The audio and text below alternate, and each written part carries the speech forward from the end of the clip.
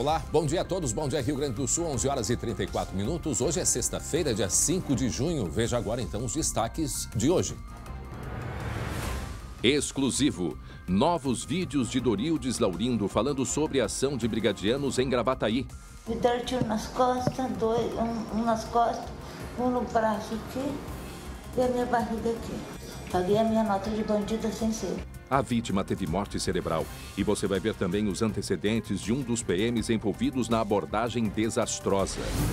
Violência no Vale dos Sinos, influenciadora digital e o namorado foram executados com mais de 70 tiros. A jovem de 25 anos não tinha qualquer antecedente criminal. Já já os detalhes. Pirâmide financeira. Polícia combate grupo que enganou pelo menos 100 pessoas no Vale do Paranhana. O golpe é antigo, a promessa de lucros muito acima do mercado, mas o dinheiro investido ficava mesmo na mão dos criminosos. Em seguida, você vai saber quais cidades eles atuavam. Tratamento para a Covid-19 em teste. Pacientes vão receber o plasma de pessoas que se recuperaram da doença. E o resultado pode trazer esperança de cura. O SBT Rio Grande é sua companhia na hora do almoço que vai até 1 da tarde e já está no ar.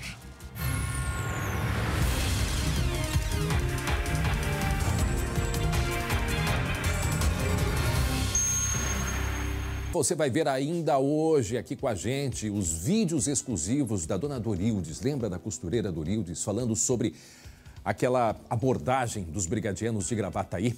Pois a dona Dorildes teve morte cerebral há 3 dias, causada pelos tiros. E a gente recebeu vídeos exclusivos, ela falando detalhes, ainda no hospital, falando sobre esta abordagem dos criminosos. Vamos escutar um pedacinho? Força, esperança, coragem, paz, fé, manda pra cá.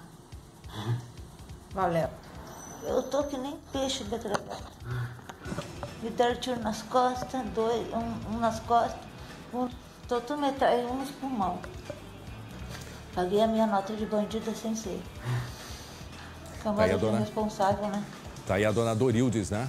A dona Dorildes que estava recebendo um namorado, um angolano, de 26 anos, e nesse dia teve aquela abordagem, uma abordagem desastrosa, não há, né? A conclusão da própria Polícia Civil da abordagem que aconteceu por volta de 11 da noite do dia 17 de maio, quando o motorista, sim, o motorista do aplicativo que eles estavam, é que devia para a justiça. E eles estavam na carona, ele tentou fugir e aí depois uma série de acontecimentos. Daqui a pouco, inclusive, nós vamos conversar com o vice-governador, né, secretário de Segurança do Estado, delegado de polícia, Ranulfo Vieira Júnior. Em seguida, todos os detalhes.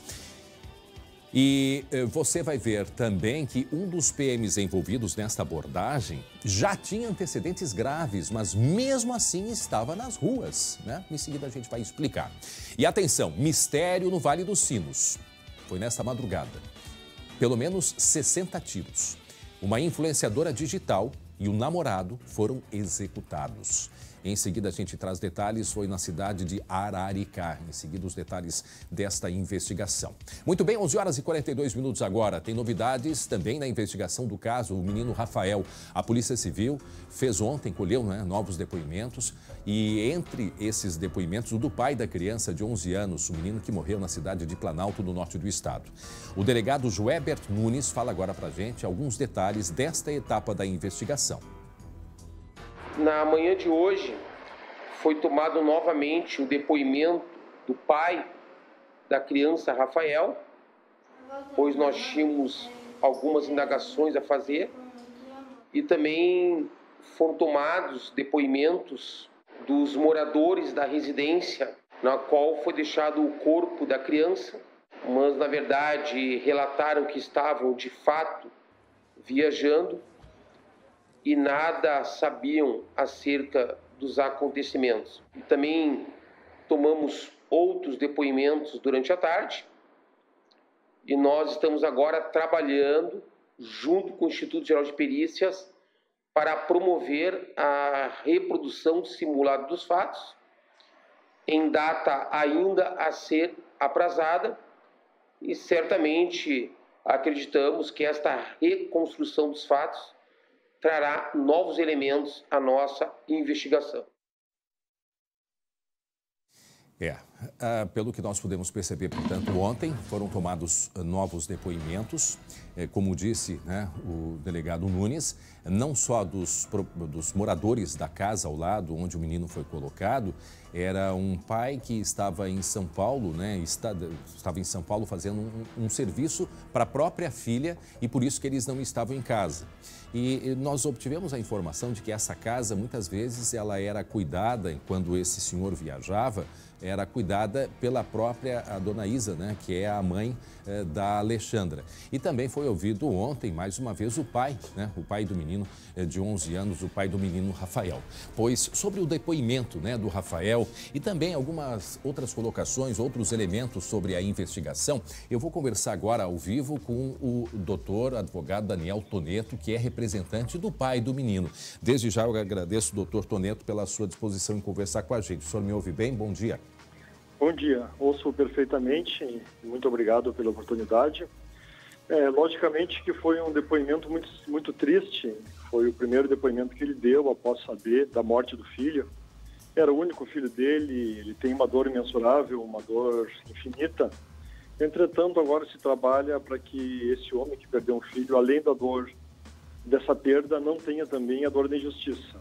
E reitero e ressalto o excelente trabalho que a polícia vem fazendo, são delegados extremamente experientes e competentes, e eu tenho certeza absoluta de que todos os detalhes desse crime vão ser desvendados. Doutor, uma das questões que nós levantamos aqui com a própria polícia, né, com o doutor Joebert, mesmo com a chefe de polícia, a doutora Nadine, foi a respeito da oitiva, né, de uma reconstrução, né?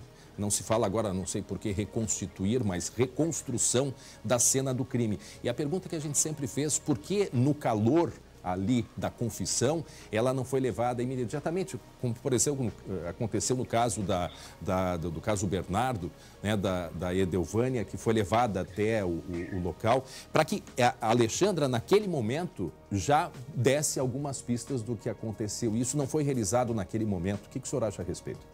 O que eu posso falar, não só como advogado, mas também como professor universitário do curso de Direito, é que a polícia está extremamente certa. Isso tem que se fazer com calma, cautela, e eu tenho absoluta certeza que essa diligência vai ser feita de forma muito acertada. Outro aspecto que é importante se considerar a relação do pai do menino, né, que o senhor representa, o pai da criança. Ele está ainda na cidade, como é que ele está acompanhando? Porque por certas vezes o menino ele ficava com a guarda do pai lá na cidade de Bento Gonçalves, certo? Ele era distante, morava em Bento Gonçalves, mais ou menos 330 quilômetros de Planalto. Logicamente que pela distância não tinha tanto contato, mas era um bom pai, um pai presente, que está totalmente abalado nesse momento, porque da maneira que o menino foi morto, e além do homicídio também, uma ocultação do cadáver, isso choca qualquer pessoa, agora imagine um pai. Agora, ele relatou para o senhor, assim, como que foram os últimos momentos que ele teve contato com o menino Rafael, como é que foi, se o menino Rafael, ele tinha alguma demonstração de preocupação, de tristeza, o que ele relata para o senhor? Ele está muito abalado, e eu entendo isso, até porque imagina um pai perder um filho dessa maneira. Ele era um pai que amava o filho, e como eu falava no início, a única coisa que se pode dar para esse pai agora é justiça, porque a dor da perda não tem o que fazer. Agora, doutora, uma outra questão que a gente sempre questiona é a procura, né? O primeiro momento da procura do menino, a polícia sempre disse que procurava ele vivo, foram com cães farejadores, e a busca, ela foi feita da rua de trás para baixo, não foi realizada nem na casa e nem na casa ao lado. A respeito deste procedimento, qual é que é a sua opinião? Por exemplo, eu vou dar um exemplo, tem um caso que eu também atuei com uma cena de acusação, em que uma menina foi morta, não acharam o corpo até hoje, e não imagino o sofrimento do que é de uma mãe, naquele caso a mãe, nesse caso um pai, em desespero. Ele até o último momento tinha esperança que o filho estivesse vivo, infelizmente isso não aconteceu, é muito triste, é lamentável. A cidade, eu estive na cidade ontem, a cidade está estarrecida. Luto, é um crime que é extremamente brutal. E por mais que eu esteja acostumado a lidar com processos de crimes graves, esse crime choca todo mundo. Doutor, por que se falava que ele poderia ter se suicidado? O que se diz? Porque foi uma das das possibilidades iniciais também de que poderia ter sido cometido um suicídio. Isso procede, doutor? Não, ele era um menino dócil, um menino muito benquisto, por mais que tivesse apenas 11 anos, era um menino benquisto por toda a comunidade, e isso jamais poderia ter acontecido. Doutor, como é que é agora a sua condução nesse caso? O que o senhor sustenta? Como é que o senhor está acompanhando? Como é que está conduzindo? Eu vou acompanhar o inquérito policial e reitero mais uma vez que está sendo muito bem conduzido pela autoridade policial. Após vai ter denúncia do Ministério Público, o processo com direito à ampla defesa, e por ser um crime doloso contra a vida, aqui no Brasil ele vai ser submetido a julgamento pelo Tribunal do Júri. O senhor já tem ideia de quando que deve acontecer essa reconstrução dos fatos? A princípio, se fala nos próximos 15 dias. Doutor, aproveito para perguntar para o senhor, a gente tem ouvido, né, reconstrução e não reconstituição. Isso há uma diferença, é uma terminologia nova? Aproveito para lhe perguntar, porque o senhor é professor de Direito. Não tem. A única coisa que não se faz a reconstrução do crime é quando se tem a questão de um abalo para a sociedade, até um abalo moral. Eu me recordo, sempre dou nas aulas, imagina como é que vai se reconstituir um estupro, por exemplo, seria inviável. Então tem duas exceções do Código de Processo Penal que não se faz, e o importante dessa reconstrução, que está previsto no Código de Processo Penal, salvo o melhor juízo no artigo 6º, é para esclarecer alguns detalhes do crime. Entendi. Bom, o senhor disse ontem, numa declaração, a respeito as duas exceções, a ordem pública e a ordem moral. Repita, por favor. A ordem pública Sim. E a ordem moral, que os casos que não se faz a reconstrução do crime, que não é o caso. Entendi. O senhor falou ontem sobre o processo em andamento, né, da investigação excelente que a polícia vem realizando, e a respeito disso, o senhor disse de algumas informações que não podem ser detalhadas, ou seja, a polícia está trabalhando com alguns elementos e ainda aguardando principalmente o resultado das perícias, é isso? Porque tem algumas informações, como o senhor disse, que elas estão sigilosas. Exatamente, e até eu peço a compreensão da população, mas não se pode falar para não atrapalhar as investigações. Mas o que eu posso reafirmar mais uma vez é que a polícia e os delegados estão fazendo um trabalho impecável. Tá certo. O doutor Daniel Toneto, da parte do pai aí do menino Rafael, muito obrigado pela sua atenção aqui com a gente. 11 horas e 51 minutos e atenção. Olhem só este caso de violência no Vale dos Sinos que foi nesta madrugada. Imagine aí, esse casal. Esta moça influenciadora digital. Ele trabalhava com turismo, inclusive eles trabalhavam juntos, né?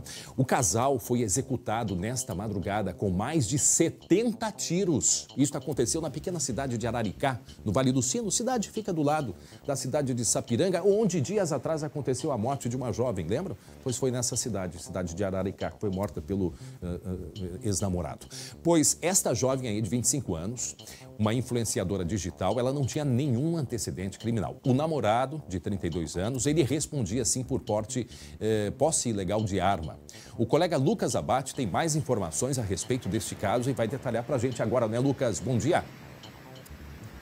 Bom dia, André. Bom dia a todos. Chama atenção a crueldade dos executores. Conforme a Polícia Civil, pelo menos 79 disparos com diversos calibres contra esse casal. A Caruel Barbosa, de 25 anos, e o namorado, o Adair Silva, que estavam dentro de casa e foram surpreendidos pelos criminosos. No local, André, a polícia encontrou pelo menos 4 cartuchos de armas diferentes, o que leva a polícia a crer que pelo menos 4 pessoas atuaram nessa execução. Pelas características, claro, muitos tiros, uma violência muito grande, a polícia já descartou de imediato a hipótese de latrocínio, que seria o roubo com morte, e trabalha com a hipótese principal de que o casal foi executado. Como a jovem, a Caruel, não tinha qualquer tipo de envolvimento com criminalidade e o namorado, Adair, já tinha uma passagem por posse de armas, a polícia acredita que ele era o alvo dos criminosos e que a jovem foi morta por estar junto, por estar na hora e no local errado. E deu uma repercussão muito grande, até porque onde eles estavam, a casa onde estava um apartamento, era bem no centro da cidade. E imaginem, foi quase 80 disparos, quer dizer, um barulho, e assustou muitas pessoas que ouviram, né, isso tudo. E até o local onde eles estavam é um condomínio fechado. Segundo a polícia, esses criminosos chegaram, pularam o muro desse condomínio e invadiram a casa e foram pelo menos 4 armas diferentes, André. Nossa. Inclusive um fuzil 556. Então imagina só, uma cidade pequena como Araricá ser surpreendida por esse tipo de ação. Certamente os vizinhos se assustaram bastante, ainda mais com essa violência descabida, 79 tiros. É uma situação que a gente não vê sempre. Está ligado normalmente a execuções pelo tráfico de drogas e até por isso é a principal linha de investigação da polícia nesse momento. 11 horas e 54 minutos, nós vamos até 1 da tarde com muita informação. Eu converso agora com o Lucas Abate, nosso colega, a respeito deste caso que aconteceu nesta madrugada na cidade de Araricá, que fica do lado ali de Sapiranga, no Vale dos Sinos. Para quem não acompanhou, pois este casal foi morto com quase 80 tiros. E nesses casos, Lucas, nesses casos de um número tão grande de tiros com 4 armas diferentes, ou seja, possivelmente 4 pessoas devem ter invadido, né, no mínimo, ou alguém estava ali com 2 armas, mas o número de pessoas que entraram nesse apartamento também é um número grande, que invadiu esse condomínio. Quase 80 tiros e o mistério, não se sabe o porquê isto aconteceu. A jovem não tinha passagem nenhuma pela polícia, então a suspeita recai sobre ele, porque com 80 tiros eles não tinham dúvida, né, Lucas? Sim, André. Inclusive, essa grande quantidade de tiros e muitas vezes direcionados à região da cabeça, como foi nesse caso, é conhecido no meio da criminalidade, até mesmo pela polícia, como chamado tiro de esculacho, que é para deixar, até de certa forma, uma lição para as vítimas e para outras pessoas que se envolverem com aquele tipo de situação. Então, claro, uma brutalidade muito grande que aconteceu com esse casal e recai essa suspeita de que o alvo, na verdade, era o namorado, o Adair, e a jovem acabou sendo morta junto porque estava no mesmo local. Essa jovem não era de Araricá, né, Lucas? Ela era também do Vale dos Sinos e um número muito grande de seguidores nas redes sociais, e ela sempre lidava com moda, com divulgação de moda, né? Isso, ela era moradora de Campo Bom, estava há cerca de 3 anos junto com esse namorado, mas os dois não viviam juntos. Ela era uma influenciadora digital, tinha um outro emprego também, mas principalmente era conhecida por ser influenciadora digital, trabalhar na questão de saúde, musculação, e esses eram os principais posts dessa jovem nas redes sociais. E ela tinha, André, mais de 70 mil seguidores no Instagram e era bastante conhecida não só aqui no Rio Grande do Sul, mas também em outros locais do Brasil. E ela cursava, na verdade, o 3º ano do ensino médio, né? Uma jovem garota, imagina. A própria polícia disse que provavelmente ela estava no lugar errado. Não é isso, Lucas?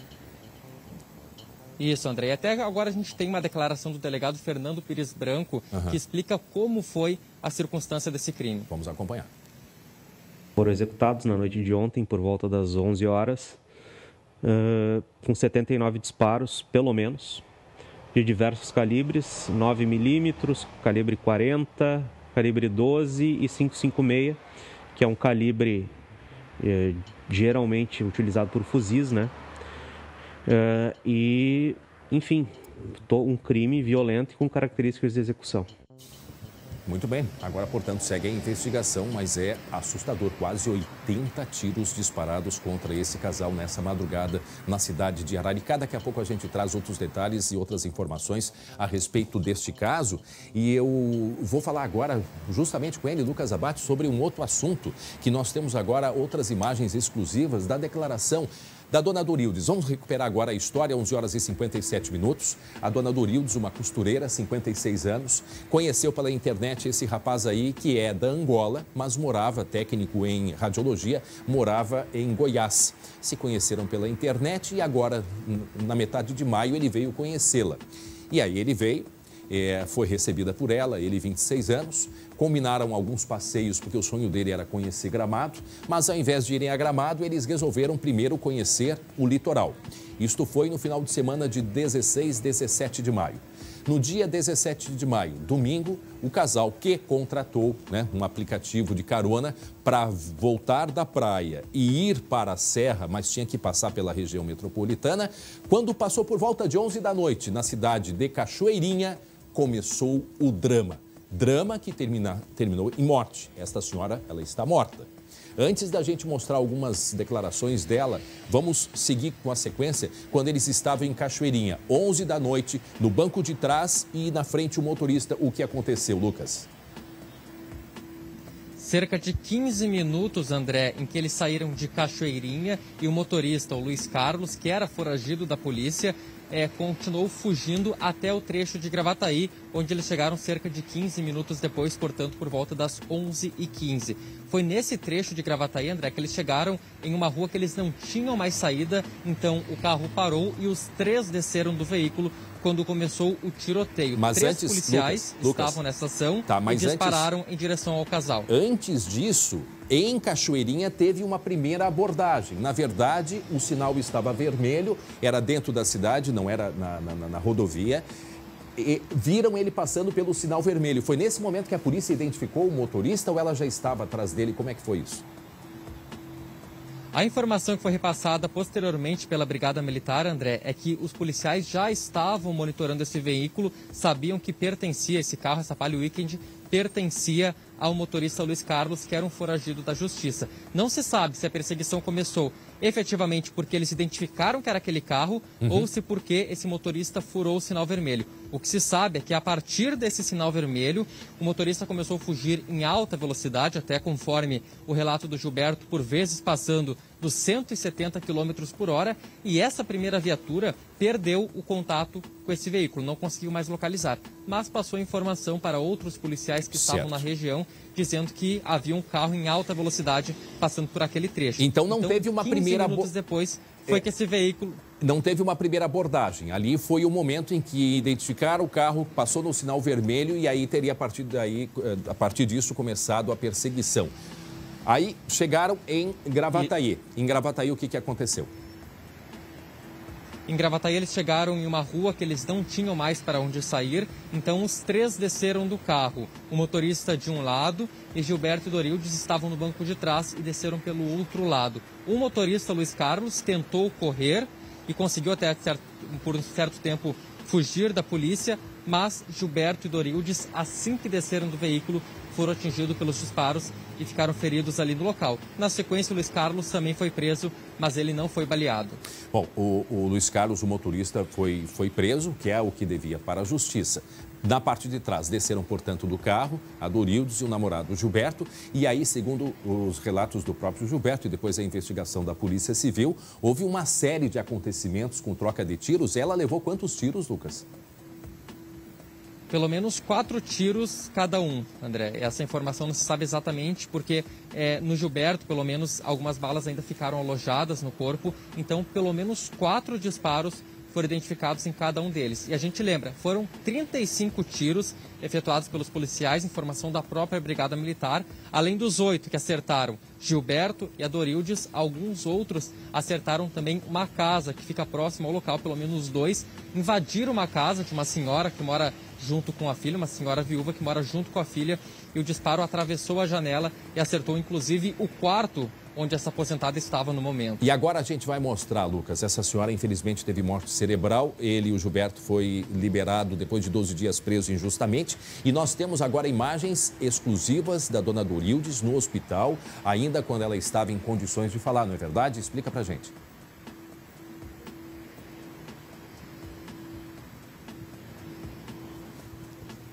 Lucas? Bom, deixa eu chamar por Oi, aqui. André. Oi. Tá. Aí a gente recebeu esses vídeos exclusivos, que em seguida a gente já vai botar o áudio da Dorildes no hospital fazendo declarações, uma declaração para o Gilberto, mas também falando da ação dos brigadianos, né? Isso, esse vídeo foi gravado na primeira semana de internação, quando a Dorildes ainda tinha alguns momentos de lucidez, e foi gravado por um familiar dela, em que ela primeiro relatava o que tinha acontecido, mostrava que havia sido atingida por alguns disparos e também pedia para que as pessoas torcessem, rezassem por ela, tivessem bastante fé, porque a situação dela era delicada, e foi o que acabou se confirmando, né, André? A partir disso, ela teve um quadro de infecção generalizada, que complicou ainda mais a situação. Ela ficou sedada, não acordou mais desde então e depois de 18 dias, a morte cerebral confirmada. Vamos ouvir então o que ela disse. Tô que nem peixe deitado. Me deram tiro nas costas, um nas costas, tô metralha, um nos pulmão. Paguei a minha nota de bandida sem ser. Camada de irresponsável, né? Eles nem perguntaram. Ah, tá. Tá? Tchau. Daqui a pouco eu saio. Quem tiver força, esperança, coragem, paz, fé, manda pra cá. Valeu. Eu tô Lucas. que nem peixe dentro da boca. Lucas, a gente tem um pouquinho de dificuldade de compreender, porque ela está ali naquela cama, no leito, com dificuldade, mas ela deixa muito claro, né, os tiros que ela levou, a quantidade de tiros, e ela fala como ela se fosse tratada como uma criminosa sem ser uma criminosa. Isso a gente consegue observar que ela fala.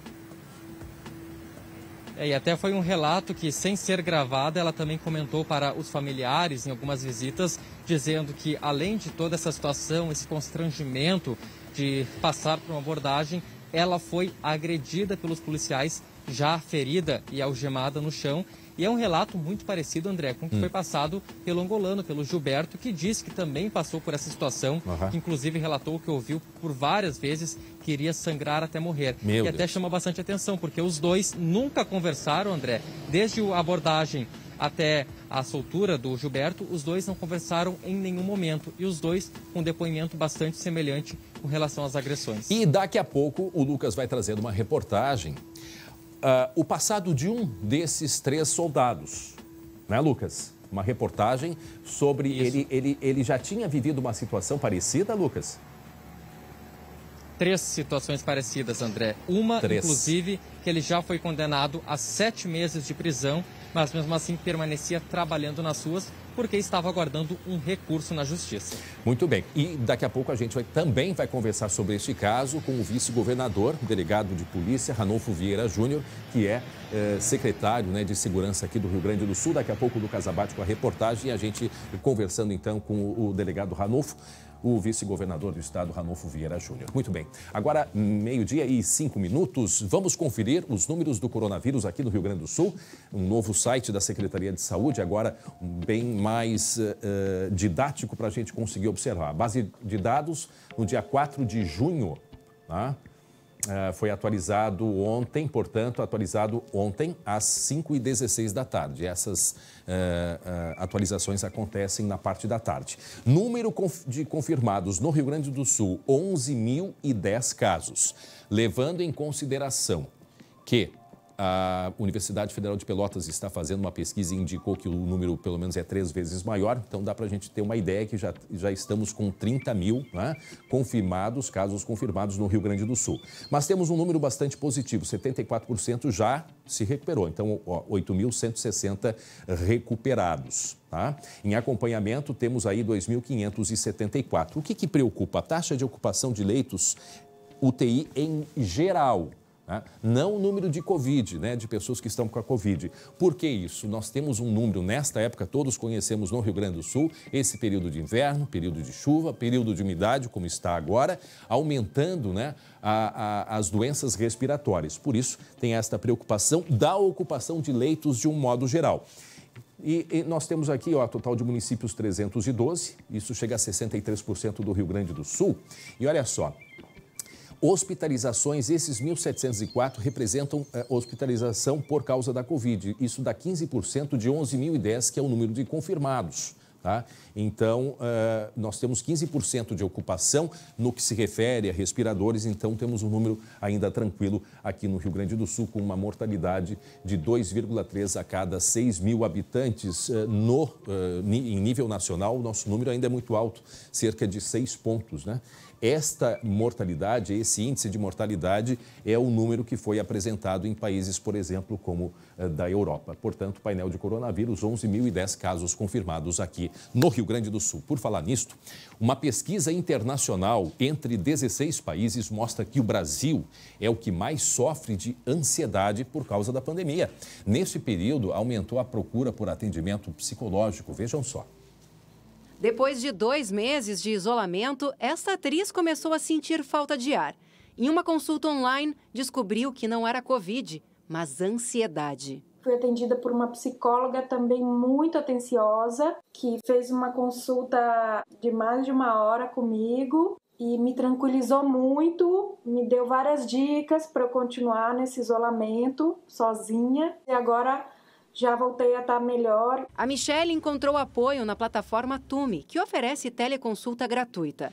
Quase 1.000 pessoas já acessaram o site nesta pandemia. O objetivo principal é o diagnóstico de sintomas virais, mas 30% dos pacientes buscam ajuda psicológica. Ao preencher a avaliação emocional, você responderá 21 perguntas que irão identificar sintomas de estresse, depressão e ansiedade. Você poderá conversar com um dos psicólogos ou psiquiatras disponíveis online na plataforma. Para a Sociedade Brasileira de Psiquiatria, este momento de incertezas e de isolamento abalou a saúde mental da população. De fato, a pandemia, ela nos traz e nos trará consequências importantes de um ponto de vista de sofrimento psíquico, e nós temos que estar muito atentos. Aqui nesta farmácia de Porto Alegre, aumentou bastante a procura por medicações que tratam sintomas psíquicos. A venda desses remédios, que são antidepressivos, ansiolíticos e calmantes, cresceu em torno de 50%. Alguns buscam tratamentos alternativos. Como é o caso dos florais, eu faço prescrição de florais, tem a parte da fisiocântica, que são essências vibracionais, então, que atuam a nível celular. Um levantamento da agência Ipsos mostra que a cada 10 brasileiros, 4 sofrem de ansiedade. A pessoa tem que ter uma rotina, horário para acordar, horário para dormir, ter atividades a serem executadas durante aquele dia, porque é muito importante a gente poder se movimentar, liberar endorfina. Se nada adiantar, fica o alerta. Que se você achar que não está conseguindo dar conta dessa ansiedade sozinho, procure uma ajuda. Bom, outras informações sobre canais gratuitos de ajuda emocional estão no nosso Facebook. Acesse lá facebook.com/SBTRS Oficial. Tá ali a página do Facebook, entra lá e tem todas as informações necessárias aí. Gente, olha só. Universidades públicas de São Paulo começaram a segunda etapa de um estudo para o tratamento da Covid-19. Olha só, os pacientes vão receber o plasma de pessoas que se recuperaram da doença. Vai lá, retirado, né, do sangue de uma pessoa já recuperada e colocada numa outra pessoa. E o resultado deve ser divulgado agora em cerca de 4 meses. Vamos acompanhar em detalhes na tela. É no plasma, a parte líquida do sangue, onde estão os anticorpos, as células de defesa do nosso organismo. Os médicos acreditam que o plasma daqueles que tiveram Covid-19 pode oferecer não só informações, mas tratamento para os que ainda estão doentes. O que precisa acontecer, basicamente, é que esse plasma tente neutralizar a ação do vírus e deixar com que o organismo do próprio indivíduo se recupere frente a essa lesão contínua que ele está recebendo. A partir desta semana, o plasma de doadores curados passa a ser usado em pacientes dos hospitais das clínicas de Ribeirão Preto, Campinas e também aqui de São Paulo. O estudo foi iniciado nos hospitais Albert Einstein e Sírio-Libanês, que testaram a terapia em cerca de 50 pessoas. Embora estas duas instituições ainda não possam atestar a eficácia, podem pelo menos afirmar algo muito importante num novo tratamento. É um procedimento seguro, ele está recebendo uma proteína de outra pessoa. Nós tivemos alguns pacientes que tiveram uma reação alérgica, mas isso é facilmente tratado. Esta segunda etapa, que inclui os hospitais públicos, envolve 120 pacientes divididos em 3 grupos. 2 receberão plasma em dosagens diferentes e o terceiro não receberá. É o chamado grupo de controle. A divisão é feita por sorteio. Comparando os resultados, os pesquisadores saberão se o tratamento é ou não realmente eficaz. Segundo o hematologista Wanderson Rocha, diretor-presidente da Fundação ProSangue, espera-se que o plasma dos curados, além de estimular o sistema imunológico dos doentes, tenha ainda outro efeito. Existem alguns trabalhos que provavelmente o plasma ele teria um efeito também anti-inflamatório. E que, então, teria também alguma ação na doença. A gente sabe que a Covid é uma doença muito inflamatória, por isso que ela ataca os pulmões. Os pacientes de Covid-19 que receberão plasma precisam ter mais de 18 anos, estarem internados com pneumonia e com sintomas iniciados há no máximo 10 dias. A descoberta será útil até que haja uma vacina contra o novo coronavírus. Fabiana foi diagnosticada com a Covid-19 e a cura não foi o ponto final da história. Ela se tornou voluntária para o estudo de plasma. Para ela, doar sangue teve efeito fantástico. Parece meio clichê, mas a gente se sente um pouco a Mulher Maravilha, né? Porque a gente acaba criando superpoderes que pode ajudar o próximo. Uma coisa que é importante, né? Muita gente pergunta, mas será que isso já não foi feito em outros países, né? Tão simples, né? Pegar o plasma de quem já teve a Covid e colocar numa pessoa que ainda não teve para criar anticorpos. Certamente, algo nesse sentido já acontece em diversos países. O problema é todo o processo. Essa é a parte, a contribuição de uma pesquisa feita aqui no Brasil. Então, é um processo muito longo. Não é de um dia para o outro, não é de um mês para o outro, quiçá de um ano para o outro, que se consegue uma resposta. O que nós temos de mais avançado hoje em termos de vacina para a Covid-19. Já chegaram ontem, pelas informações que eu tive aqui no Brasil, a 2.000 testes, né? A vacina teste que está sendo elaborada pela Universidade de Oxford, na Inglaterra. São 2.000 pacientes, né, que vão se colocar, 2.000 pessoas que vão se colocar à disposição, principalmente pessoas da linha de frente, quem trabalha em hospital, vendedores ambulantes, quem quiser se colocar à disposição para esses testes. E as notícias que chegam são muito positivas e vamos torcer para que elas de fato se realizem, que até o final do ano a gente pode já ter a aprovação desta vacina. Outra coisa importante, como o Brasil é um país que se disponibilizou nesse estudo,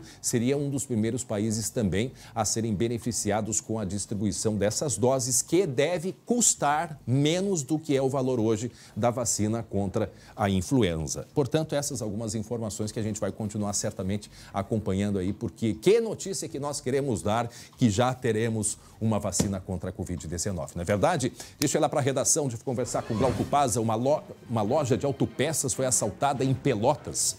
E as câmeras mostraram, né, toda a movimentação dos criminosos, não é mesmo, Glauco Paza? Tudo bem, André? Boa tarde a todos. Pois é, tudo registrado aí nas câmeras de vigilância. Um dos assaltantes fica com 2 atendentes na frente dele e dando ordens, inclusive para que o dinheiro do caixa depois fosse dado. Ele obriga os funcionários a seguirem todas as instruções. Ele pega um aparelho celular que está no balcão, inclusive outros aparelhos de clientes também foram surrupiados. Depois o homem foge do local. Outros 2 assaltantes estavam participando desta ação. O crime aconteceu por volta das 6 da tarde desta quinta, uma loja que fica na rua Cidade de Lisboa, no bairro Fragata, um dos acessos da cidade pela BR-116. Por enquanto, ninguém foi preso, André. Bom, e teve tumulto também lá em Pelotas, né? Com queima de pneus, foi bem no centro da cidade, não no bairro Fragata, mas no centro da cidade. Agora, foi lá no Centro Popular de Compras e que protesto, hein? Com fumaça e tudo mais. O que houve por lá? Bom, acontece o seguinte, André, os comerciantes lá do Centro Popular de Compras dizem que não há condições do prédio funcionar, das atividades estarem funcionando em meio à pandemia. Conforme eles, o espaço é muito reduzido, as pessoas iriam se bater lá dentro, a possibilidade de contaminação pelo novo coronavírus seria muito grande. Por isso, houve um protesto no calçadão, depois, perto da prefeitura, eles bloquearam o trânsito, puseram fogo. Mas precisava em tudo pneus. isso, gente? Pois é, né? É isso que a gente Não, a gente pergunta. É aquele negócio, né, ô Glauco? As coisas se podem ser resolvidas no diálogo, gente. Precisa chegar a esse ponto. Não me parece que a prefeita, né, lá de Pelotas seja uma pessoa que não tenha diálogo com a população, a Paula. Então é difícil, né, a gente compreender uma atitude como essa, colocando em risco aí tantas pessoas. Se a preocupação deles é com a saúde, como é que os caras me colocam fogo desse jeito? Tio? Pois é, né? 570 pessoas trabalham no local. A gente está acostumado a mostrar protestos de comerciantes querendo abrir, nesse caso aí, querendo fechar realmente. Alguns vendedores estavam trabalhando na área externa e, conforme a prefeitura, isso também não é adequado. A prefeita Paula Mascarenhas alegou que há sim condições do comércio voltar a funcionar neste local. Não houve um acordo, os comerciantes queriam redução de aluguel nessas lojas enquanto estivesse acontecendo aí a pandemia, redução por cerca de 1 ano, não houve acordo. Aí tem outras coisas envolvidas nisso então, porque assim, nenhum prefeito, olha, eu duvido que algum prefeito aqui no Rio Grande do Sul esteja nesse momento tomando alguma atitude que não seja baseada em números científicos, baseados pela ciência, né? E então, quer dizer, o que está acontecendo lá em Pelotas? Acho que tem outros casos que a gente não sabe bem o que está, né? Podem estar por trás. No resumo da ópera, André, os comerciantes querem mais 30 dias para voltarem a trabalhar dentro do prédio, mas querem essa questão aí da redução dos aluguéis, né? É isso aí. Obrigado. Até daqui a pouco, Glauco Paza, pelas informações. E atenção, meio-dia, 19 minutos, vamos falar sobre o caso dos brigadianos daquela ação, né, desastrosa aqui em Gravataí. Um dos brigadianos envolvidos, né, nesta história do casal baleado em Gravataí responde a outros 3 processos na Justiça Militar. Em todos os casos, o soldado é investigado por ações violentas em abordagens que antecederam em 2016, que aconteceram, né, em 2016 e também em 2018. Na tela a gente explica. O desabafo de Dorildes aconteceu na UTI do Hospital Dom João Becker. Me deram tiro nas costas, um nas costas, um no braço aqui e a minha barriga aqui. Paguei a minha nota de bandida sem ser. Ela teve a morte cerebral confirmada após 18 dias de internação. A ação desastrosa que baleou o casal, Gilberto Almeida e Dorildes Laurindo, é mais uma no histórico violento do soldado Regis Souza de Moura. Ele foi denunciado outras 3 vezes por violência em abordagens. O SBT teve acesso a detalhes de 2 denúncias do Ministério Público envolvendo o PM. Na primeira, em 2016, o soldado Regis e outros 2 policiais militares invadiram uma casa e ofenderam a integridade física de um adolescente, com socos e golpes de bule. Em seguida, agrediram a mãe, causando lesão no cotovelo direito, uma escoriação com 12 centímetros por 1 centímetro. O PM foi condenado a 7 meses de prisão. Essa condenação ainda não é definitiva, ela ainda pende de apelação. Depois que sobe para o tribunal, há uma série de avaliações ainda a serem feitas. De acordo com esta outra denúncia do Ministério Público, em janeiro de 2018, Regis e outros 2 policiais estavam em uma barreira e abordaram um carroceiro. Sem qualquer revista, ele foi agredido pelo denunciado soldado Moura, com um soco no abdômen que fez com que caísse ao solo. E, na sequência, este mesmo denunciado desferiu-lhe diversos chutes e lhe arrastou pelo chão, puxando por uma das pernas. Me chamou a atenção pela brutalidade da agressão. De fato, o rapaz restou bastante lesionado, com lesões internas de abdômen bem significativas. Quando aconteceu esse evento mais recente lá em Gravataí, com a morte dessa senhora, foi que eu liguei o nome desse soldado ao fato que recentemente tinha sido denunciado. Em agosto de 2018, mais uma denúncia do Ministério Público contra o soldado. Regis foi novamente acusado de agressão. Junto com outros 2 policiais militares, ele espancou com uma tábua de carne um homem suspeito de furtar gados. Apesar dos 3 casos, o soldado continuava trabalhando nas ruas. Ele só foi afastado das atividades após a repercussão do caso envolvendo Gilberto e Dorildes. A promotora destaca que não havia denúncia contra os outros 2 PMs envolvidos na abordagem ao casal. Os 3 são investigados por esse caso e estão afastados das atividades. Deixa eu conversar com o Lucas Abate sobre esta reportagem, Lucas. Quer dizer, o próprio Ministério Público identificou esta passagem deste soldado por outras 2 situações. E a pergunta que nesse caso, ele poderia estar na rua? Deveria? Como que isto é justificado, Lucas?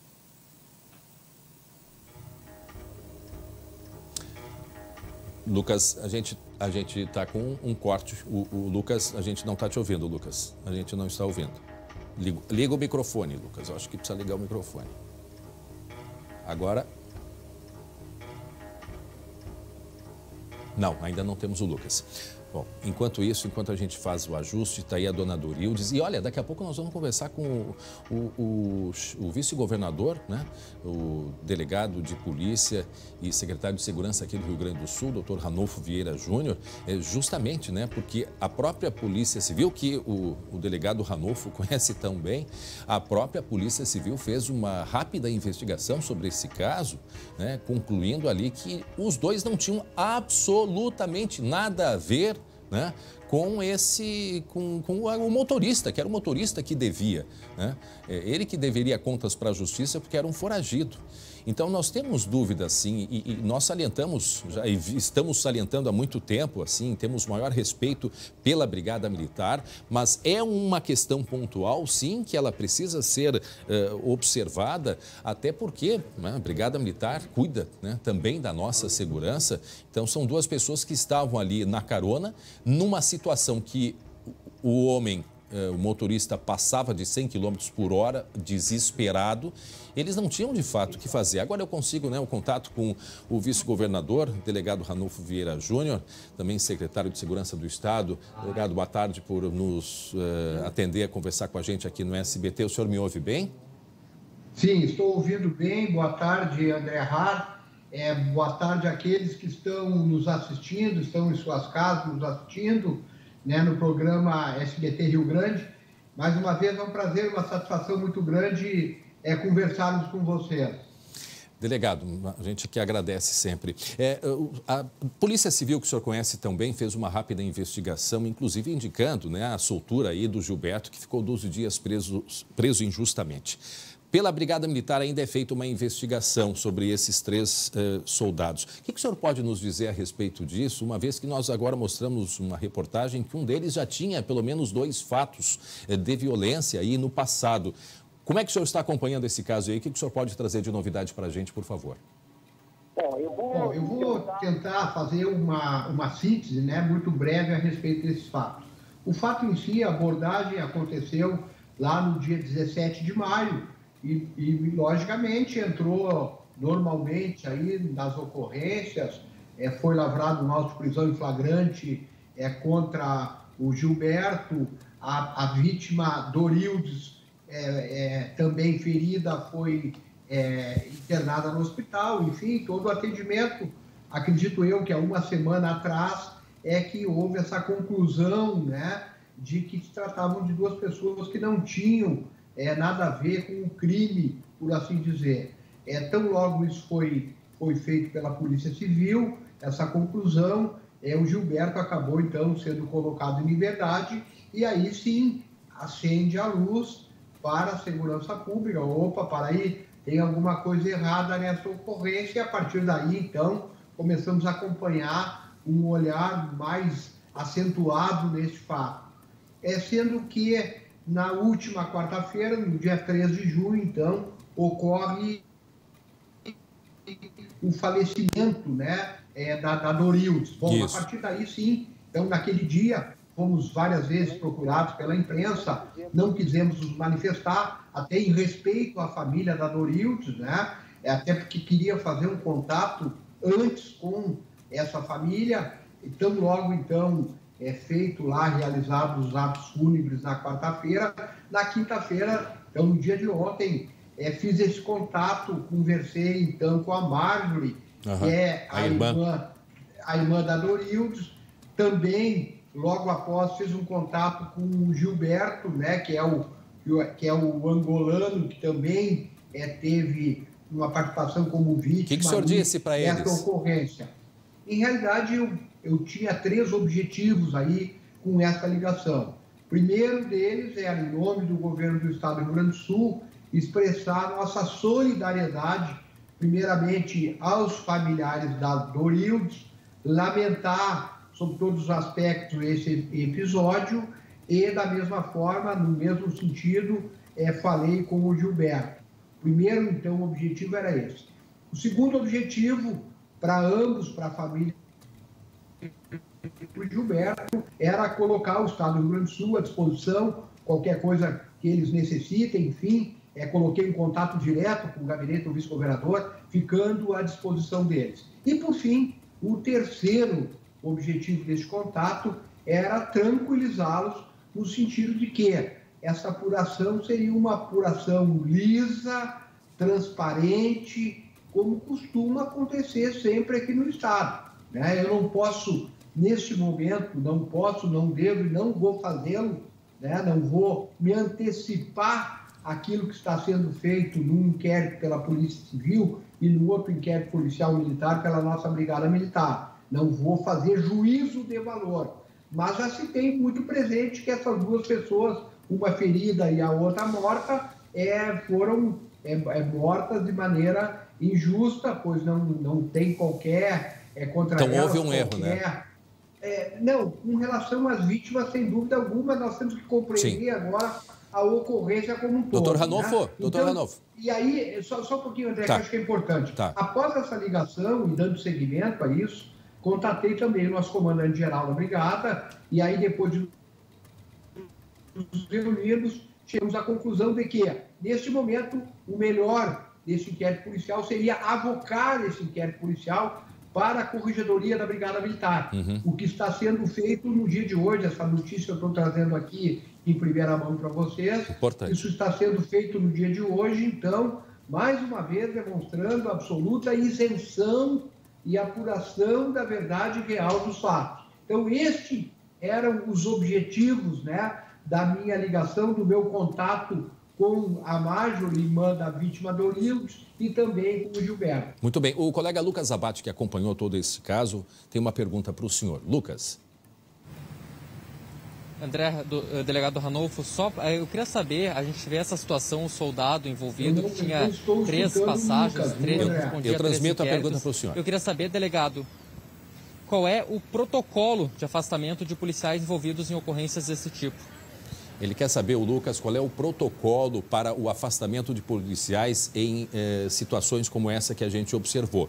Primeiro, eles continuaram na rua. Depois de 2, 3 dias é que eles foram afastados. Sendo que um desses 3 policiais já tinha 2 ocorrências, delegado Ranolfo, vice-governador. Essa pergunta do Lucas é muito boa e ela vem ao encontro exatamente do que eu dizia, né? Até o 10º dia, 9º dia dessa ocorrência, nós não tínhamos nada que tornasse ela diferente das demais ações da nossa Brigada Militar, das demais abordagens. A partir da conclusão final lá da Polícia Civil, no sentido de que o Gilberto não tinha envolvimento, com a soltura do Gilberto, e é importante que eu diga, essa prisão, como sempre vai ter um controle jurisdicional sobre toda a prisão, esse flagrante, inclusive, esse auto-prisão de flagrante, inclusive, que ha sido homologado pela Justiça, enfim, aí nesse momento em que ele é colocado em liberdade, é que se começa a tomar, então, um novo olhar sobre esse fato para efetivamente ver o que aconteceu. A partir desse momento, então, o afastamento, então, desses policiais, a retirada deles do serviço, né, do dia a dia da rua. Então, com relação a essa ocorrência, é isso. Com relação a outras ocorrências que eles têm... 3. Não, 3, um deles tem 2 ou 3 ocorrências, né? 3, um deles tem 3. Ele está respondendo a esses processos, não há nenhuma com decisão final ainda. Essas são agressões a um adolescente, numa delas, se não estou equivocado, a que já tem uma decisão inicial. No entanto, mais uma vez digo, não ainda com trânsito julgado, esse policial, então, estava normalmente prestando sua atividade, né? Vice-governador, oi. Acho que é importante ainda eu trazer um dado aqui, que talvez a comunidade não tenha esse dado, né? A nossa Brigada Militar faz milhares de abordagens diariamente. A nossa Polícia Civil cumpre centenas de mandados de busca e apreensão diariamente. Né? E isso é uma exceção à regra. Então, se efetivamente ficar comprovado de que houve aí exagero, que houve equívoco nessa abordagem, sim, né? É uma exceção à regra. Mais ainda, um outro dado que eu acho que é importante trazer nesse momento, né? A atividade policial, a atividade de abordagem, ela é uma atividade que ela está sempre no limite. Esta é a verdade. Tanto é que eu vou trazer este mesmo período do ano passado. No ano passado, nesse mesmo período, nós e a sociedade gaúcha estávamos todos lamentando a morte de 5 policiais militares em ações rotineiras de abordagem. Né? Então, isso comprova muito bem isso que eu estou dizendo, né? Do limite, sempre está no limite. Sim. E muitas vezes o policial ali tem frações de segundo para a decisão. Não com isso eu esteja justificando eu compreendo. Uma possível ação equivocada. Vice-governador, desde o início eu tenho dito aqui, e eu reforço isso, né? E falei no início da nossa conversa, é algo pontual, não é algo que nenhum policial sair de casa para fazer o que foi feito aí nesse caso. Sem dúvida. Então a gente sempre valoriza o trabalho da Brigada Militar, dos nossos policiais. O que preocupa nesse caso especificamente é ouvir o relato do Gilberto, que ele sofreu uma tortura, e tortura emocional, estando do lado de fora. Quer dizer, eles estavam ali literalmente na carona e não tiveram a chance de dizerem: somos vítimas aqui. Então isso é que preocupa, porque são os princípios básicos, os protocolos iniciais de uma abordagem que parece que não foram respeitados. Então por isso essa preocupação. É exatamente isso, André, que os dois inquéritos, enfim, que essa investigação quer apurar, e não tem dúvida que vai apurar. Sim. Né? O Gilberto... Vamos chegar à conclusão. E mais, nós também temos que entender a complexidade dessa ocorrência, né? Esse veículo passa uma sinaleira vermelha, aí sofre a primeira abordagem da polícia. Aí, o relato do próprio Gilberto, né? No sentido de que andou a 160, 180, em fuga, né? E aí tem o desdobramento final, que é o que nós queremos apurar para ver efetivamente o que aconteceu, se houve troca de tiros, se não houve troca de tiros. Enfim, é isso que essa investigação tem que apontar para nós. Sabemos que o senhor está com o tempo reduzido e agora só finalizando. É o que eu disse aqui também, né, vice-governador? Não era um carro que estava em fuga de um assalto, era um motorista que foi identificado que estava foragido da justiça. Então, são situações diferentes. Só para terminar, o Gilberto disse que precisava de uma ajuda psicológica. Ele vai ter essa ajuda do Estado, vice-governador? Nós estamos à disposição, como disse, nessa ligação que eu fiz a eles, esse contato que eu mantive com eles ontem. Eles estão com os nossos contatos. Estamos à disposição. Quem vai nos demandar são eles, né? E estaremos, sim, dando toda a cobertura possível aí, estatal a eles. O que a sociedade gaúcha tem que ficar tranquila, André, deixa eu resumir, né? Estamos solidários com a família, lamentamos a morte, primeiro aspecto, lamentamos a morte, lamentamos o que aconteceu com o Gilberto, isso está expressado aqui na minha fala. E segunda questão importante, né? Nós vamos apurar esse fato da forma isenta, da forma transparente, da forma como tem que ser. Muito bem. Eu quero agradecer ao senhor mais uma vez, vice-governador, secretário de Segurança do Rio Grande do Sul, delegado Ranulfo Vieira Júnior. Muito obrigado por sua participação aqui com a gente ao vivo, os telespectadores do SBT. Uma boa tarde para o senhor. Eu agradeço, desejo a vocês aí uma boa tarde, um bom trabalho a todos e seguimos sempre à disposição por aqui. Forte abraço. Obrigado, abraço ao senhor. Meio-dia, 36 minutos. Atenção, vamos falar sobre o caso desta madrugada de violência no Vale dos Sinos. Um casal que foi executado com quase 80 tiros. Quase 80 tiros na cidade de Araricá. Esta jovem de 22, 23 anos não tinha absolutamente nada a ver, segundo as primeiras informações da polícia. Ela estava com um namorado e, pelas informações, não é Lucas Abate? Ele sim que seria o alvo destes homens. Eu só quero ressaltar aqui, importante, sobre o enterro deles. O velório vai ser em Campo Bom a partir das 17 horas lá no cemitério e o enterro amanhã a partir das 10 horas da manhã. Informação que nos chega agora, Lucas. A polícia já tem alguma ideia do que aconteceu, Lucas Abate?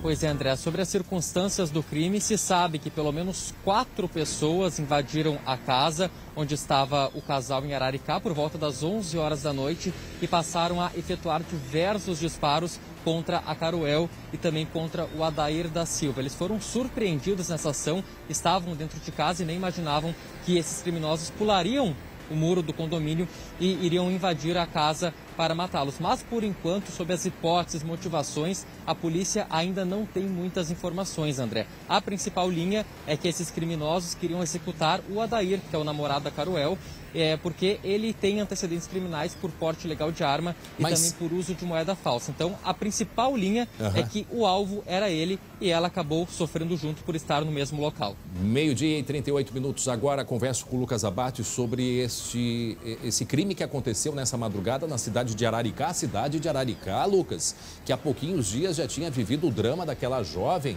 que foi morta pelo ex-namorado, né? É ali na cidade de Araricá também. E agora a comunidade passa por uma nova situação. Imagine um jovem casal, tá aí os dois, ela influencer, né, digital, sempre nas redes sociais, jovem estudante terminando o ensino médio, e ela estava com um namorado na casa dele, no centro de Araricá, quando criminosos, né, homens entraram, invadiram a casa e dispararam quase 80 vezes contra eles. Qual é a ligação que pode ter, já que ele respondia aí um processo por porte ilegal de armas, mas pode ter mais coisa por trás, Lucas? O que se tem da polícia de passagem é apenas o porte ilegal de armas. Mas claro, André, por toda essa circunstância, vários tiros, o chamado tiro de esculacho, que foi realizado contra as vítimas, a polícia acredita fortemente nessa informação de que o caso está ligado ao tráfico de drogas. Vamos até ouvir novamente, André, o que disse o delegado Fernando Pires Branco, que está à frente desse caso. Foram executados na noite de ontem, por volta das 11 horas, com 79 disparos, pelo menos, de diversos calibres, 9 milímetros, calibre 40, calibre 12 e 5,56, que é um calibre geralmente utilizado por fuzis, né? E, enfim, um crime violento com características de execução. Agora, Lucas, esse recado aí, já que sempre parece que a mensagem é algum recado para alguém. E um recado bem dado, né? Quase 80 tiros e pelo menos 4 tipos de armas e armas potentes. Pois é, a gente costuma acompanhar casos de violência, casos de assassinato, e são raros, André, os casos em que as pessoas são mortas dessa forma, com tantos tiros e com tantas armas diferentes. Inclusive o delegado destacou bem a questão do calibre 5,56, que pertence a um fuzil, que não é uma arma qualquer, é uma arma que somente grandes criminosos, facções maiores, têm acesso a esse tipo de arma. Então, certamente, era um recado que alguém, alguma facção criminosa, queria deixar não somente para as vítimas, mas também para pessoas que possivelmente estivessem ligadas a ela nesse crime, né, nessa situação de tráfico de drogas. Claro, tudo isso, André, vai ser apurado pela polícia, que tem essa principal linha de investigação. Certo. Descartou, por óbvio, a questão do latrocínio pela quantidade de tiros, mas se tem essa principal linha da execução e trabalha para entender a motivação do crime. Bom, a gente vai ter mais detalhes, né, durante aí a nossa programação, né, na redação e também depois no segunda edição às 19h20. Agora preste atenção nesse caso, Lucas. Fica aqui comigo, Lucas. Deixa eu perguntar para o Lucas se ele acompanhou o que aconteceu hoje de manhã do lado do Vale dos Sinos, no Vale do Paranhana. Ali no Vale do Paranhana, hoje foi feita também uma operação policial, né, Lucas? Em cima de mais uma pirâmide financeira, que provavelmente tinha ligação com aquela pirâmide do Vale dos Sinos ali, Novo Hamburgo, São Leopoldo e tudo mais. Mas os caras eram tão não sei nem o que dizer, que eles contratavam atores para se fingirem executivos de grandes empresas com crachá e tudo. Forjavam viagens e tudo mais. A gente vai saber detalhes, com ela sim, com a Gabi Lerina. Só convidei ali o Lucas para acompanhar essa história de novela ou de cinema, sei lá dizer o quê. É um golpe antigo, mas continua. E aí, por isso, eles contratam atores. Gabriela Lerina, que acompanhou essa história aí, vai dar mais detalhes para a gente agora, né, Gabi? Boa tarde. Oi, André. Boa tarde para você. Nos acompanhando, certamente o Lucas certamente acompanhou toda essa situação, que o Lucas, a gente brinca que é o homem da polícia aí no SBT, né? Mas sim, olha só, a gente sempre fala, né, André, se esses bandidos, esses criminosos utilizassem essa inteligência, essa organização para poder investir em coisas legais, né? E não em golpes, e não em fraudes, nossa, a gente estaria bombando, cheio de negócios bons. Investir pro bem, né? Pois é, mas a gente sempre fala isso, né? Olha só, mais de 100 pessoas, pelo menos, caíram nesse golpe, e isso foi descoberto a partir de hoje, né? Dessa operação que foi deflagrada em pelo menos 5 municípios do Vale do Paranhana. E dentro dessa operação, que cumpriu 12 mandados de busca e apreensão de bens e também de grandes sítios, casas luxuosas, já eu explico por quê, também foi cumprido 2 prisões preventivas, né? 2 mandados de prisão preventiva contra um homem lá de Taquara e um aqui em Porto Alegre, no bairro no bairro Petrópolis, que são os suspeitos de estarem encabeçando toda essa operação fraudulenta aí de pirâmide financeira. Vamos então aos destaques, como é que funcionava essa fraude, André? Segundo informações da investigação da Polícia Civil, esses dois homens usaram o nome de uma grande empresa de consórcios que atua aqui no Rio Grande do Sul, primeiro para investir, para chamar a atenção dos investidores. Detalhe, né, Gabi? Esses investidores... Detalhe, essa empresa não tinha nada a ver com rolo. Foi o nome de fachada usada, e aí que eles pegavam os atores, né, que se vestiam de executivos com crachá e tudo, Gabi.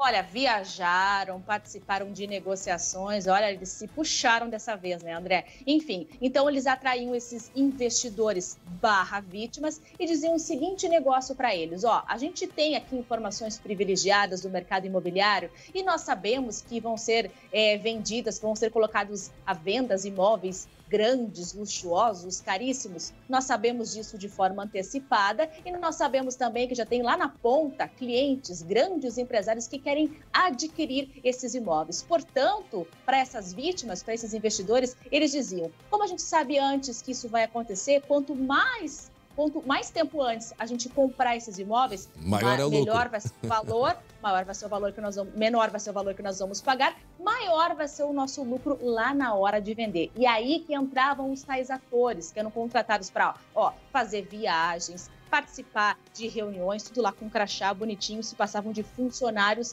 dessa empresa de consórcios que nada tinha a ver, porque tudo era de fachada. E aí é o seguinte, segundo informações das investigações, o negócio até deu certo. Durante 2, 3 tentativas, 2, 3 negócios, esses investidores /vítimas receberam sim o lucro da venda desses grandes imóveis. Só que depois a pirâmide começou a cair. Desmoronar. Desmoronar. E essas vítimas passaram a ter prejuízos grandes, prejuízos milionários. E foi a partir desse momento que começaram a desconfiar e procuraram pela polícia. A gente tem, inclusive, André, uma informação, né, do delegado, o Ivanir Cagliari, que nos contou mais ou menos como é que funcionava. Vamos ouvi-lo, por favor. Ao longo de 6 meses de investigação, verificamos aí mais de 10 milhões de reais em patrimônios que suspeitamos terem sido adquiridos pelos investigados com dinheiro obtido com ilícito. Foram também decretadas 2 prisões preventivas, indisponibilizado 30 veículos e 34 imóveis que estarão, então, à disposição da Justiça no curso do processo penal vinculado a essa investigação. Eles tinham um capital inicial que eles começaram a enganar e aí o pessoal, tá dando lucro. Era um dinheiro que eles tinham ali para impressionar. Agora, não dá para a gente deixar de comentar isso, né, Gabi? Aquele que procura, né, aquela ganância por um lucro estratosférico, como que não cair, né, perceber que tem algo de errado na história? Obrigado. Tem que ficar em alerta, né? Sem dúvida. Obrigado, Gabi Lerina, com as informações. Agora, 12h46, está na hora do esporte aqui no SBT.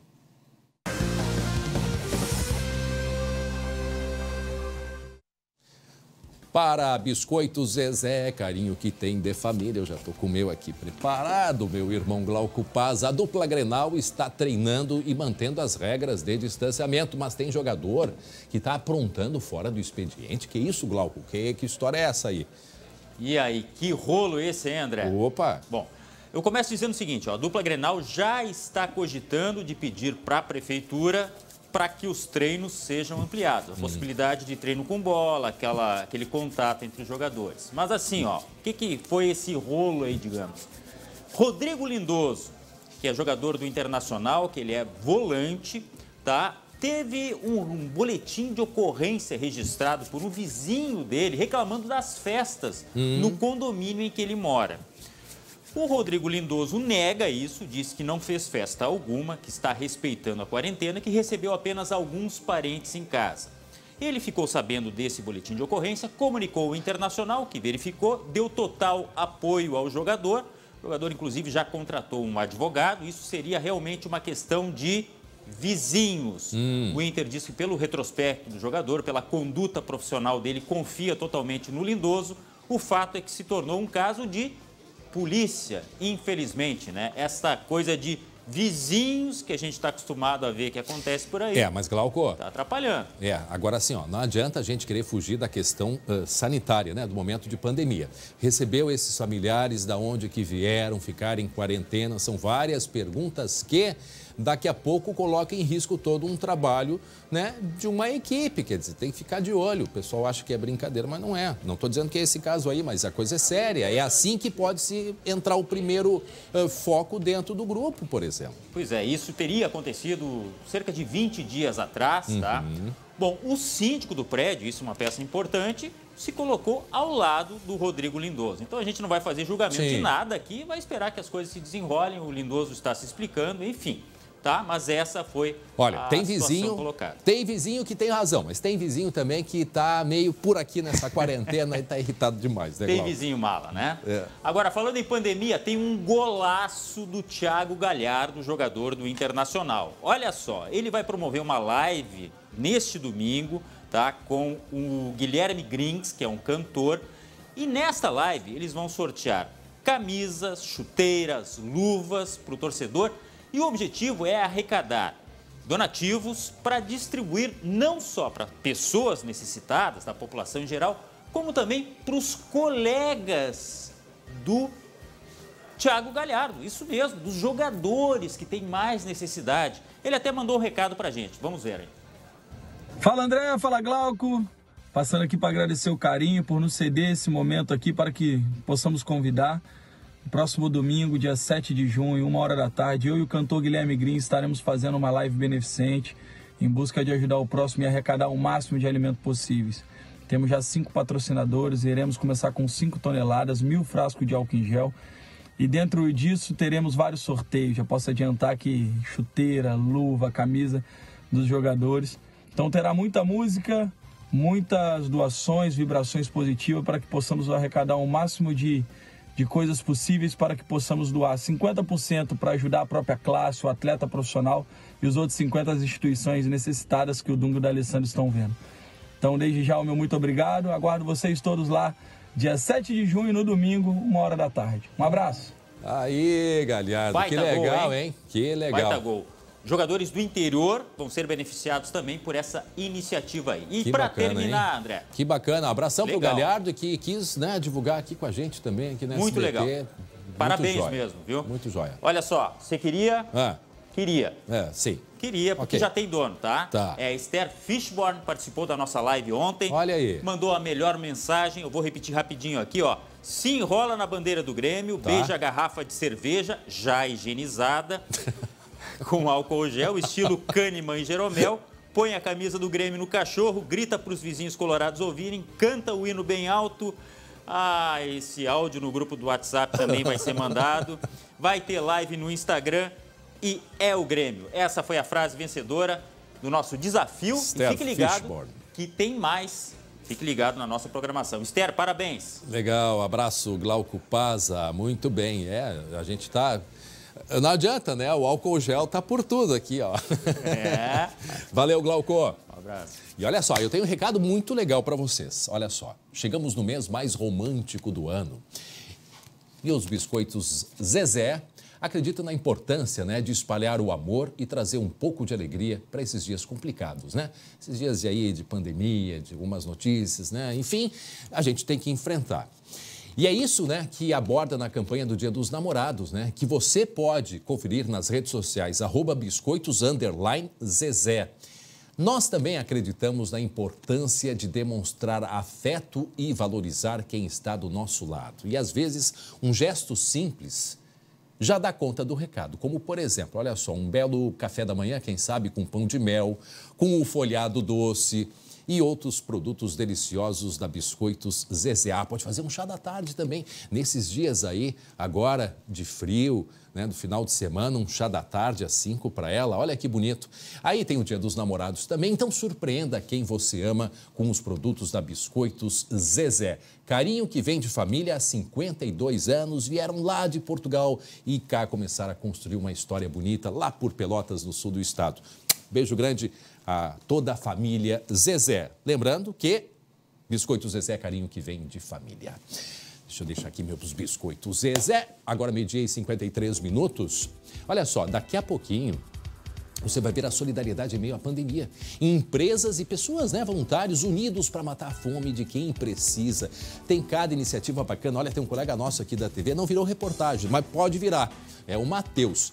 O cara ele é um artista para arrecadar comida para tanta gente na rua. Então são ações assim, a gente vai mostrar essa aí em seguida aqui no SBT Rio Grande. Certo? 12h53. Vamos conferir agora os desdobramentos do caso daquela médica que foi agredida em Pelotas, lá no sul do estado. Apesar de nenhuma agressão ter justificativa, a esposa do homem que foi denunciado prestou queixa contra a profissional. De acordo com o casal, a então gestante teria sofrido violência obstétrica na tela. Me chamo Pamela e fui mais uma vítima por violência obstétrica cometido pela doutora Sila. Nas redes sociais, o casal contou como foi o trabalho de parto e as dificuldades que, segundo o relato deles, encontraram por parte da equipe médica. E ela ficava cada vez mais brava e falou que a gente era incompetente, que se a minha filha não tinha nascido ainda era por causa minha, que eu não estava aproveitando as contrações. A jovem prestou depoimento no inquérito que apura a agressão sofrida pela médica na sala de parto. Foi nessa circunstância em que ela decidiu registrar um boletim de ocorrência por violência obstétrica. E aí, nisso, ela falou, isso é culpa de vocês, se ela nascer com problema ou morrer, é culpa de vocês, que vocês são uns incompetentes, umas crianças.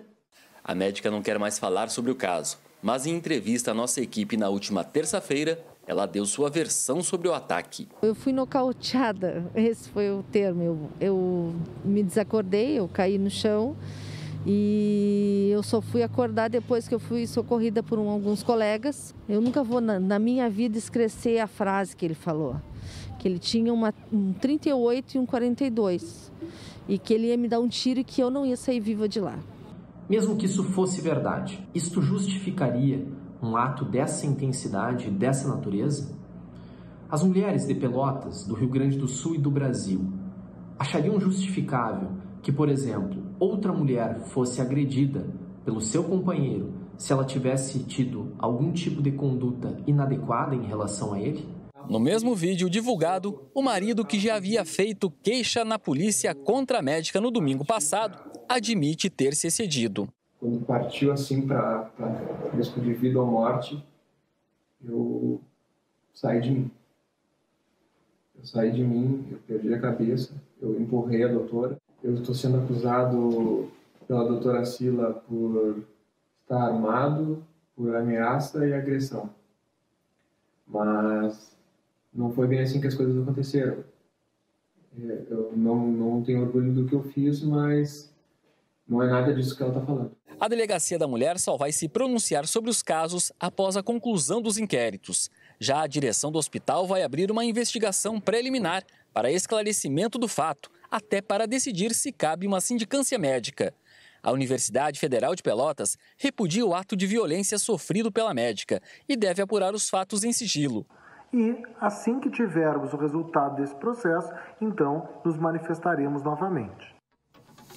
Muito bem, 12h56. Olha só, o desafio de matar a fome de quem mais precisa une pessoas e empresas durante esta pandemia. Aqui em Porto Alegre, uma indústria decidiu distribuir alimentos a cada doação de sangue e jovens mobilizaram empresários para produzir refeições. Vejam só. Arroz, feijão e linguiça. 300 pessoas na Restinga, um dos bairros mais carentes da capital gaúcha, receberam as quentinhas. Quem traz essa comida e Deus abençoar essa comida, esse alimento aí, ó. Porque não é fácil a vida do pobre, né? A iniciativa surgiu quando 3 amigos decidiram ajudar comunidades carentes atingidas pela pandemia do novo coronavírus. A gente estava em casa, realmente respeitando toda a quarentena, e a gente começou a perceber nas nossas idas no supermercado que a gente tinha uma demanda gigantesca de pessoas nas ruas pedindo comida. Então a gente pensou, o que a gente vai fazer? Então a ideia começou literalmente começar a tentar produzir marmitas em casa. O projeto começou produzindo 60 refeições por dia, depois foram 100 e o total de marmitas entregues chegou a 45 mil. Mais de 50 voluntários ajudam na montagem e na entrega das quentinhas. O Alimente Poa tem o apoio de 30 empresas e restaurantes.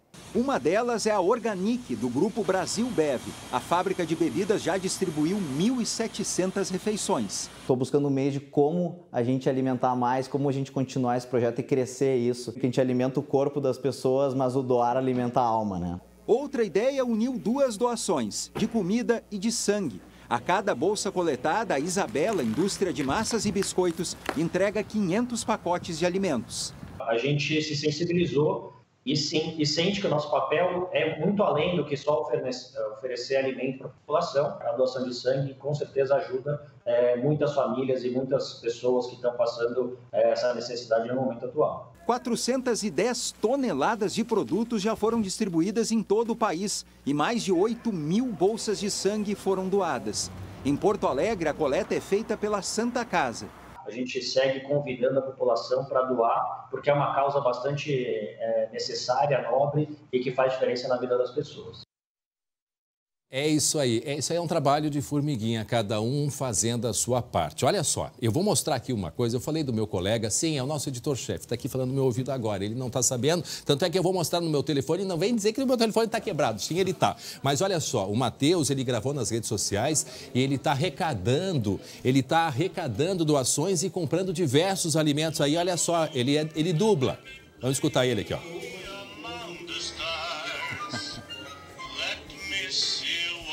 Olha aí. Dublando, perdão, é a voz dele. Não dubla nada. Tem mais uma aqui, olha só que legal, ó. Olha, ó. Quem é esse aqui?